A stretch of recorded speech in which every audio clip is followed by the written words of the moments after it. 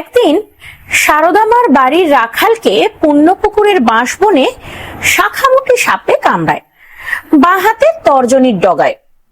মা তাকে বলেন, সিংহবাহিনীর মারতে ওকে নিয়ে যাও। আরো বলেন, সিংহবাহিনী মায়ের স্নান জল খাওয়াতে আর আঙুলে ওই মন্দিরের মাটি লাগাতে। তাই করা হয়।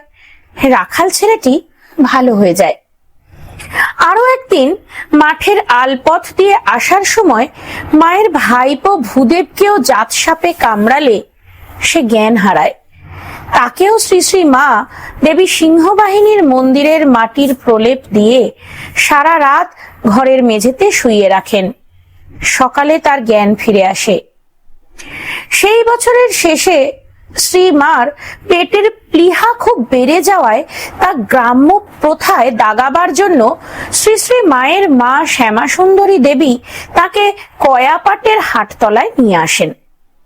সেখানে শিব মন্দিরে তখন অন্য একজনের প্লীহা দাগানো হচ্ছিল।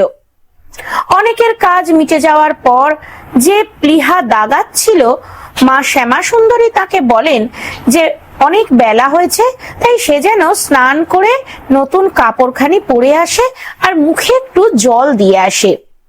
আর ওই যে পুরনো পাতা যা দিয়ে এতক্ষণ পিলে দাগানো হচ্ছিল সকলের, তা যেন আগুনে ফেলে দিয়ে সারদার জন্য সমস্ত কিছু আবার নতুন করে নিয়ে আসে। মা সারদার সহ্য শক্তি এত বেশি ছিল যে তিনি পরে প্রবোধবাবুকে বলেছিলেন যে পিলে দাগাবার সময় তার বিশেষ কষ্ট হয়নি, সামান্য লেগেছিল মাত্র। তবে তিনি সেরে উঠলেন। পিলে দাগাবার জন্য শোনা যায় একসময় ঠাকুরও নাকি কয়াপাটের হাটতলায় এসেছিলেন।